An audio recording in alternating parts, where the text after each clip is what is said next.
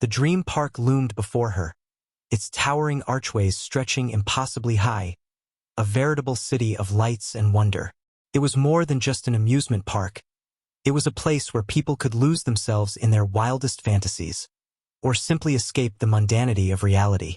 The air was thick with anticipation and the heady scent of popcorn as throngs of people milled about, eagerly waiting for the gates to open. But she wasn't here for the rides or the shows. She was here for the job. Her name was Sarah, and she was an investigator. Not just any investigator, but one with a very particular set of skills. She could enter and control people's dreams. It was a gift or a curse depending on how you looked at it. She had once been a dream architect, crafting immersive experiences for paying customers. But then something went wrong, and she found herself on the wrong side of the law. Now, she was chasing down a notorious hacker named Sandman. He was the talk of the underground. DreamNet, a digital phantom who infiltrated dream parks and wreaked havoc. He left behind a trail of nightmares and broken minds in his wake. Her boss at the Dream Police had given her this assignment, and she intended to bring Sandman to justice. Or, at the very least, find out what drove him to do these things. The gates finally swung open, and Sarah made her way inside. The Dream Park was a marvel of modern technology, with each attraction seamlessly blending into the next. There were ancient ruins and medieval castles, tropical beaches and futuristic cities. The sky was a deep, vibrant blue, untouched by clouds or pollution. And everywhere she looked, people were laughing, screaming, and enjoying themselves. She spotted her first lead at the front desk, a young man with a nervous energy about him. His eyes darted back and forth, as if he were struggling to focus on something just out of sight. She approached him, flashing her badge. "Excuse me, sir. I'm investigating a matter related to the recent security breaches. Can you tell me if you've noticed anything unusual?" The young man visibly paled. Well, I thought I saw someone suspicious earlier. A girl, maybe. She was just standing over there, by the Twin Dragon coaster." He pointed shakily in the direction of the attraction, a roller coaster that snaked its way through a pair of towering, animatronic dragons. "She seemed kind of out of place, you know?" Sarah thanked the young man and headed over to the indicated spot. As she approached, she noticed a girl with long, dark hair, wearing a distinctive pair of mirrored sunglasses. She was standing off to the side, arms crossed over her chest, watching the crowd with an air of detachment. Something about her seemed familiar, but Sarah couldn't quite place it. Deciding to play it cool, Sarah walked up to the girl and cleared her throat. "Excuse me, you're not here for the Sandman hack, are you?" The girl slowly removed her sunglasses, revealing a pair of piercing green eyes. They locked onto Sarah's own, and for a moment, Sarah was sure she saw a glimmer of recognition. The girl smirked, pushing her sunglasses back up onto her head. "Who says I'm not?" she drawled. "You got a problem with that, sweetheart?" Her voice was cool and confident, betraying no hint of fear or nervousness. Sarah decided to play it fast and loose. "Look, I'm not here to start anything. I'm just trying to bring this guy to justice. So why don't you just tell me what you know, and we can all go home happy?" She leaned in close, lowering her voice. "Because if you don't, I can make things very uncomfortable for you." The girl tilted her head, considering Sarah's words. After a moment, she shrugged casually and pulled out a cigarette, lighting it with a flick of her wrist. "Fine," she said, exhaling a cloud of smoke. "I know where he's going. He's planning to hit up the Nightmare Realm tonight." She gestured vaguely behind her. "Just go through the back. Exit and follow the signs." Sarah raised an eyebrow. The Nightmare Realm was one of the more notorious parts of the dream parks, where the most twisted and disturbing fantasies were given free rein. It was a place where even the most hardened dreamers could find themselves struggling to wake up. "And why would he be going there?" she asked, careful not to sound too eager.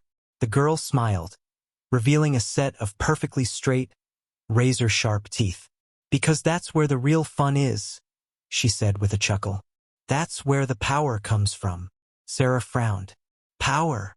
You could say that." Some people use their dreams to escape reality. Others use them to reshape reality in their own image. The Nightmare Realm. It's a place where those who are truly ambitious can find the tools they need to become gods. She took another drag on her cigarette, the tip glowing brightly in the darkness. Sarah considered this information carefully. The girl's words were disturbing, but they also made a twisted kind of sense. The Sandman had always been more than just a simple hacker. He was a visionary, someone who saw the potential in the dream parks and was willing to go to extremes to control it. The Nightmare Realm would be the perfect place for someone like him to gather power and influence. "And you know this how?" she asked finally. "Let's just say I've got my sources," the girl replied cryptically. "Now, if you're done with your questions, I've got someplace I need to be." She turned on her heel and began to walk away, her sunglasses once again shielding her eyes from the world. Sarah watched her go, feeling a chill run down her spine. The girl was right. There was no point in trying to stop her. The best course of action now was to follow her lead and see where it took her. The Nightmare Realm awaited. She took a deep breath, steeling herself for what lay ahead, and began to walk through the back exit of the dream park. The air grew colder and more oppressive as she went deeper into the shadows. Vaguely phosphorescent signs began to appear, their twisted symbols glowing an otherworldly green. She followed them, winding her way through a maze of darkened tunnels and eerie chambers. Eventually, she emerged into a vast, cavernous space filled with mist and strange, distorted lights. The ground was littered with odd-shaped crystals that glowed with an inner fire, casting eerie shadows across the landscape. The air was thick with the scent of burning incense and the sounds of distant screams. She couldn't help but feel a sense of awe, and not just because of the surreal surroundings.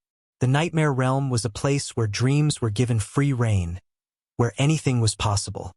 It was a testament to the power of the human mind, both for good and for ill.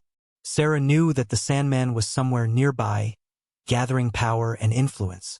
She had to find him before he became too strong, before he was able to unleash his twisted vision upon the world.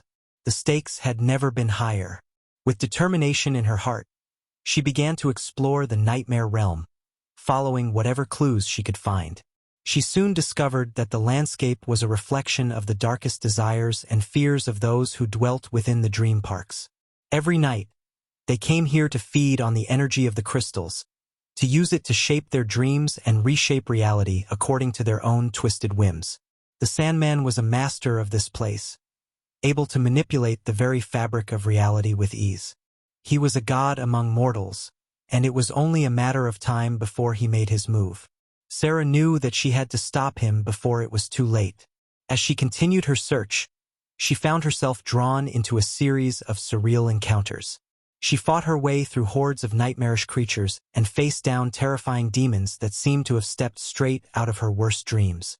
In each battle, she gained new insights into the nature of power and the corrupting influence it could have upon the human soul. Finally, after what seemed like an eternity of struggle, she found herself standing before the Sandman himself. He was surrounded by a throng of devoted followers, their eyes shining with madness and their hands clutching at the air as if they could reach out and touch the very essence of nightmares. The air crackled with energy, and the ground trembled with the force of their combined will. Sarah drew her weapon, steeling herself for the battle to come. She knew that she couldn't simply defeat the Sandman. She had to convince his followers to turn against him.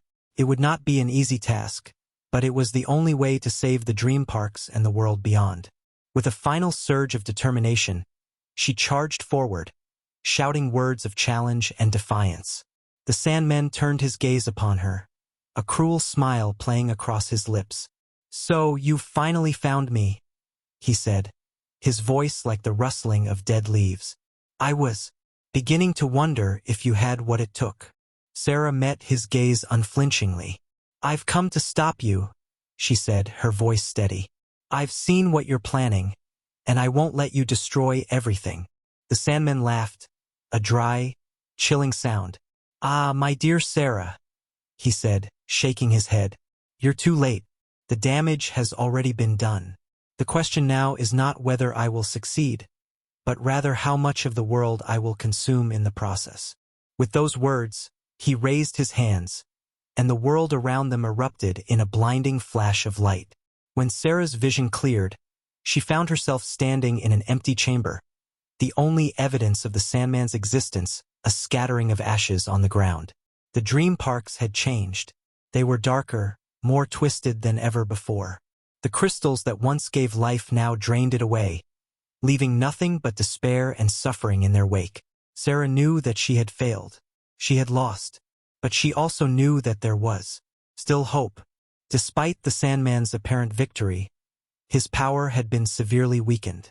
The dream parks were still in danger, but now there was a chance for them to be saved. She vowed to continue her fight, to gather allies and find a way to defeat him once and for all. Sarah began her quest anew, traveling from dream park to dream park, spreading word of the Sandman's weakness and rallying those who still believed in the power of dreams. She met with dreamers of all kinds, from the young and innocent to the old and jaded. Each one had their own story to tell, their own fears and desires, and each one held a piece of the puzzle that would eventually lead to the Sandman's downfall. As she traveled, Sarah honed her skills, learning new techniques to fight the nightmares that plagued the dream parks. She formed a ragtag group of allies, each with their own unique abilities and strengths. They were a diverse bunch, united by their shared hatred of the Sandman and their love for the dreaming world. Finally, after months of searching, they found themselves standing before the entrance to the nightmare realm once more. The air was thick with tension as they prepared for the final battle. Sarah drew her sword, steeling herself for the fight to come. "We cannot allow the Sandman to continue his reign of terror," she said, her voice steady. "We must destroy him, and we must do it together." Her companions nodded in agreement, their eyes burning with determination. The battle that ensued was fierce and brutal. They fought their way through hordes of nightmares, their bodies aching and their minds growing weary. But they pushed forward, driven by the knowledge that their very existence depended on their victory. As they drew closer to the heart of the nightmare realm, the Sandman's power became more apparent.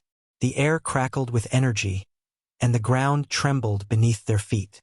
With a final, desperate surge of strength, they managed to reach the Sandman himself as he towered over them. His features twisted into a mocking grin.